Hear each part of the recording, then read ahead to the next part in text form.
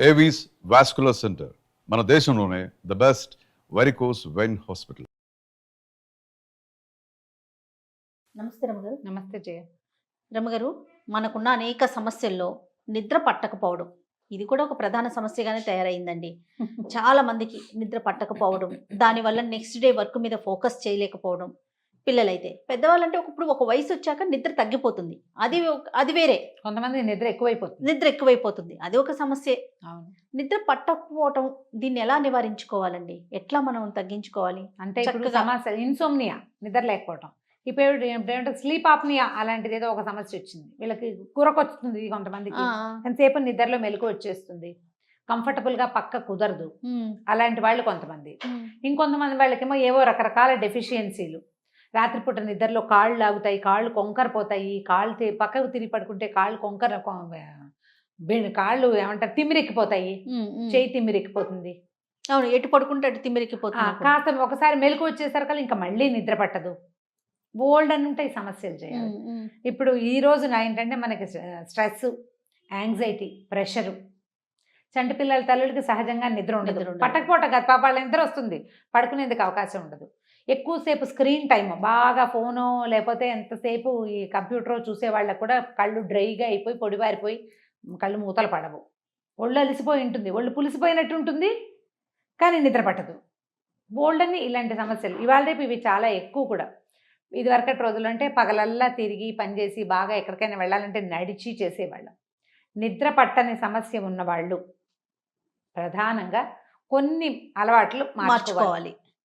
Screen time తగ్గించుకోవాలి first, అది ఒకటి. తర్వాత తినగానే పడుకోవద్దు, రాత్రిళ్ళు పెంద్రాళ్లే తినేసేయండి. గోరువెచ్చటి పాలు, కొంచెం వేడిగా ఉన్న పాలు తాగితే నిద్ర పడుతుంది అంటారు. టీ, కాఫీ లాంటివి స్లీప్ టైంలో తీసుకోవద్దు. రాత్రిపూట భోజనానికి నిద్రకి ఒక 3 గంటలు గ్యాప్ ఉంచండి.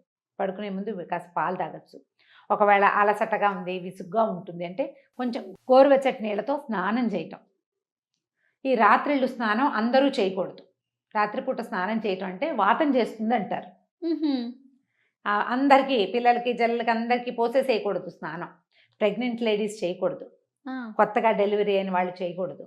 తరచుగా ఒళ్ళు నొప్పులు వచ్చేవాళ్ళు, వాతపు బాధలు, కీళ్ళ నొప్పులు ఉన్నవాళ్ళు, తర్వాత తరచుగా కాళ్ళ నొప్పులు అవి వస్తుండే వాళ్ళు చేయొద్దు. ఓకే. తల మీద పోసుకోవటాలు లాంటివి కూడా చేయకూడదు. మిగిలిన వాళ్ళు, మామూలుగా వర్క్ చేసుకునే వాళ్ళు కాస్త స్నానం చేయటం, గోరువెచ్చటి వేడి నీళ్ళతో చేయొద్దు, కాసిన నీళ్ళతోటి స్నానం చేయటం, కాస్త వేడి నీళ్ళు అనమాట. ఇది ఒక అలవాటుగా, ఒక రొటీన్. ఇప్పుడు నువ్వు 9ంటికి అన్నం తిని 9:30కో 10కో స్నానం చేయకూడదు. తొందరగా 7కో 7:15కో అన్నం తినేస్తే కనుక 10-10:30కి పడుకునేటప్పుడు ఒక్క 4 చెంబులు పెద్ద బకెట్ నిండా పోసుకోకుండా 4 నీళ్ళు పోసుకుంటే కొంచెం ఒక హాయిగా ఉన్నట్టు ఉంటుంది, నిద్ర పడుతుంది. తప్పనిసరిగా వ్యాయామాన్ని అలవర్చుకోండి. బాడీకి ఎక్సర్సైజ్ ఉండి పగలల్లా తిరిగి పనిచేసిన వాడికి రాత్రి నిద్ర పడుతుంది. పగటిపూట పడుకోబోకండి, అస్సలు పడుకోవద్దు పగలు. రాత్రి ఆహారంలో సాత్విక ఆహారాన్ని అలవాటు చేసుకోండి. మసాలాలు అవి తినద్దు, బయట జంక్ ఫుడ్ తీసుకోవద్దు. లోపల గ్యాస్ చేరిపోతే నిద్ర పట్టదు, పడుకునేసరికల్లా ఎగదన్నేస్తుంటుంది, గుండెల్లోకి వచ్చేస్తుంది, తేన్పులు వస్తుంది, కారపు తేన్పులు, పుల్లటి తేన్పులు వచ్చేస్తుంది. ఇంకా నిద్ర ఎక్కడ పడుతుంది? అవును, నిద్ర పట్టదు. తర్వాత తలకి ఏదైనా టైట్గా పిన్ను పెట్టుకుని అలా పడుకోవద్దు. జడేసుకునే వాళ్ళైతే జడతోటి పడుకోవచ్చు, అలవాటుని బట్టి జడేసుకుంటే సరే. మనలాగా క్లిప్పులు పెట్టుకుని పడుకునే వాళ్ళు, క్లిప్ పెట్టుకుని ఉంచుకునే వాళ్ళు క్లిప్ తీసేసి పడుకోండి.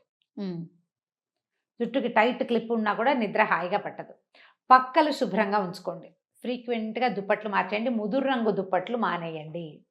మనం మాసిపోతాయని డార్క్ కలర్స్ వేసుకుంటాం, పిల్లలు ఉన్న వాళ్ళు కూడా చేస్తారు. కొన్ని పనులు ఎక్స్ట్రా అవుతాయి. తల దిండు బాగుందా లేదా చూసుకోండి, దిండు బాగుండకపోయినా నిద్ర పట్టదు. ఈ తల దిళ్ళు దుప్పట్లు క్లీన్గా ఉంచుకోవాలి. గదిలో విప్పేసిన బట్టలు ఎక్కువ ఉండనివ్వకండి మీరు పడుకునే చోట. గది క్లమ్జీగా ఉంచద్దు. తర్వాత పడుకునేటప్పుడు బాత్రూమ్కి వెళ్ళి పడుకుంటాం కదా, తప్పకుండా నోట్లో నీళ్ళు పోసుకుని పుక్కిలించి ఉమ్మేయటం, కాళ్ళు కడుక్కోవటం, కాళ్ళు కడుక్కుని తడికాళ్ళు శుభ్రంగా తుడుచుకుని తడికాళ్లతో మంచాలు ఎక్కకూడదు. అవును, జ్ఞాపకంగా చేయాలి. ఓ పాత టవల్ కింద ఎక్కడ ఉంటే దాన్ని పెట్టి శుభ్రంగా పాదాలు తుడుచుకుని, మీకు ఓపిక ఉండి అలవాటు ఉంటే కనుక చాలా మంచి అలవాటు ఏంటంటే ఒక నలకంత కొబ్బరి నూనె అరికాళ్ళకి రాసుకుని ఒక 5 నిమిషాలు 4 నిమిషాలు పాదాల మీద మర్దన చేసి కనుక పడుకుంటే హాయిగా నిద్ర పడుతుంది.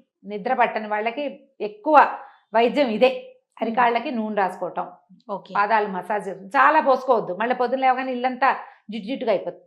కొంచెం నూనె, ఇప్పుడు తడి చేసాం కదా, కాళ్ళు కడిగేమా, కడగంగానే కొంచెం తడిగా ఉంటుంది, మెత్త అంటే చల్లగా ఉంటుంది.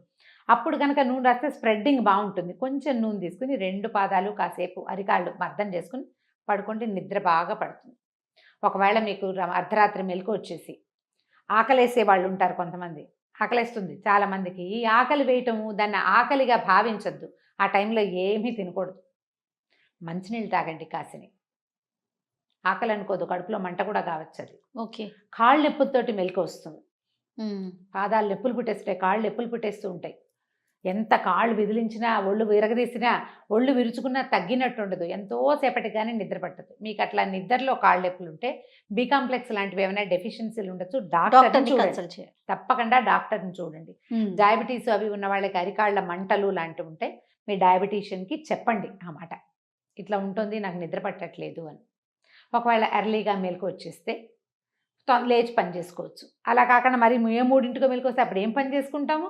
ఒకవేళ మెలకు వచ్చింది అనుకోండి, స్క్రీన్కి వెళ్ళొద్దు, నీకు చెప్తున్నానమాట ఈ మాట. అప్పుడు ఫోన్లు చూసి ఇంకేం చేస్తాను, ఫోన్ చూసుకుంటానని వెళ్ళి ఫోన్ దగ్గర కూర్చోవద్దు.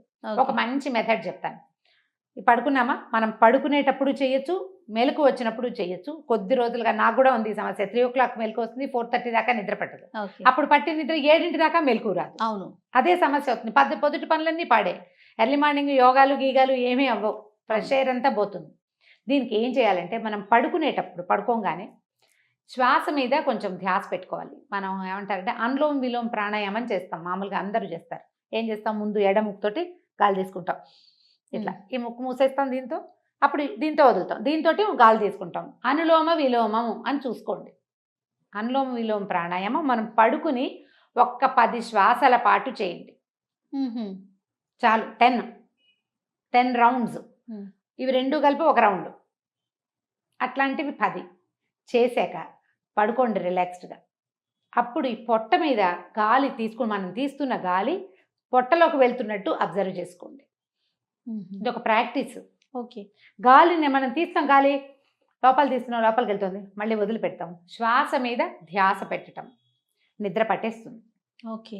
యోగ ముద్రలు చేసాం మనం ఒక వీడియో. అవునండి. ఈ ముద్రలు చేస్తాం కదా, దీన్ని జ్ఞాన ముద్ర, చిన్ ముద్ర ఇట్లా చెప్తాం. అయితే ఈ జ్ఞాన ముద్రని మనం పడుకున్నప్పుడు నిద్ర పట్టడం లేదు, విసుగ్గా, ఇదే ముద్రని ఓ చెయ్యి పైకి ఓ చెయ్యి కిందకి, ఓహో, మన పక్కనే, పొట్ట మీద కాదు, పక్కన మనం పడుకుంటాం కదా, ఒక చెయ్యి ఇలా పెట్టండి, ఓ చెయ్యి ఇలా పెట్టండి. ఇప్పుడు మీ శ్వాస మీద పెట్టుకోండి ధ్యాసని, దాన్ని అబ్జర్వ్ చేయండి. అది ఎక్కడికి వెళ్తోంది, గాలి ఎక్కడి నుంచి బయటకు వస్తుంది అనేది చూడండి. 5 నిమిషాల్లో ఖచ్చితంగా నిద్ర పడుతుంది. మీరు రాత్రి 11ంటికి ఇది చేయొచ్చు, తెల్లవారుజామున 3ంటికి ఇది చేయొచ్చు మెలకు వస్తే. ఓకే. ఇది అలవర్చుకోవాలి. కాస్త సంసారంలో భార్య భర్తలు కాస్త చిన్న వయసు వాళ్ళైతే వీళ్ళ పరిస్థితులు వేరుగా ఉంటాయి. కొంచెం ఒక ఏజ్ దాటాక, లేకపోతే ఒంటరిగా ఉన్నప్పుడు, ఏ ఎంగేజ్మెంటు వేరేది లేనప్పుడు నిద్ర పట్టదు. ఈ పొద్దుటి ఆలోచనలని పక్కన పెట్టే ప్రాక్టీస్ చేయండి. మీరు ఎప్పుడైతే ఈ గాలి మీదకి దృష్టి పెడతారో మిగిలిన ఆలోచనలు పక్క వెళ్ళిపోతాయి. ఓకే. మనం ఎప్పుడు ఏదైనా ఒకటి చూస్తాం అనుకో, నేను ఇట్లాగే చూస్తున్నా, ఈ పక్కన ఉన్నది నాకేం కనపడుతుంది, కనిపించదు. కాసేపటికి ఏమవుతుంది, ఇది పెద్దదైపోతుంది. దానికి ట్రై చేయాలి. ఎస్, మనం దేన్ని చూస్తున్నాం ఏదైనా అంతే, మనం అవే చూస్తూ ఉంటే అవి పెద్దవైపోతాయి. ఈ పగటి టెన్షన్ని, ప్రెషర్ని మంచం మీదకి వెళ్ళేసరికి వదిలిపెట్టేసేయాలి. కొంతమంది అప్పుడే భర్తలతోటి మాట్లాడి పోట్లాడుతూ ఉంటారు, రాత్రి నిద్ర పాడు.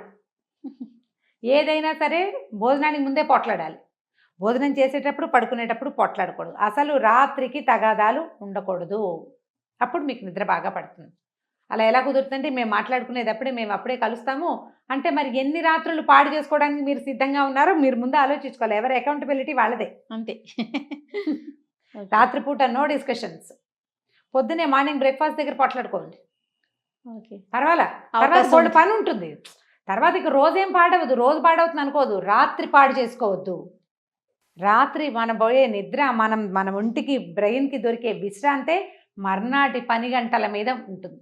అవును, మర్నాడు హాయిగా ఉంటాం మనం. కానీ ఉదయం కూడా కొంచెం అర్లీగా లేవటం ప్రాక్టీస్ చేస్తే నైట్ కొంచెం బాగా నిద్ర బాగా పడుతుంది. బాగా నిద్రపడుతుంది. ఎక్సర్సైజు, వాకింగు, 4 మెట్లు ఎక్కటము, కాస్త ప్రాణాయామం చేయటము, ఇంకో 2 పనులు ఎక్స్ట్రా అయితే చీచి నా వల్ల కాదనుకోకుండా ఆ 2 పనులు కూడా బలవంతంగా చేసేయటము. అలసిన శరీరం విశ్రాంతిని కోరుతుంది. ఎస్. శరీరం అలవకుండా బ్రెయినే అలసిపోతే శరీరం అలవదు, దానికి నిద్ర రాదు, బ్రెయిన్కి విసుగొస్తుంది. ఈ రెండింటిని మనం ఎట్లా ఎప్పుడు కలుపుతాం? బ్యాలెన్స్ చేయాలి కదా. బ్యాలెన్స్ చేయాలి కదా. ఈ బ్యాలెన్స్కి మనం ఈ శ్వాస మీద పెట్టే ధ్యాస చాలా హెల్ప్ చేస్తుంది. ఎంత ఉపయోగపడుతుందో చేసి చూడండి, తప్పకుండా కామెంట్స్లో తెలియజేయండి. రైట్ రామ్ గారు, నమస్తే. నమస్తే జీ.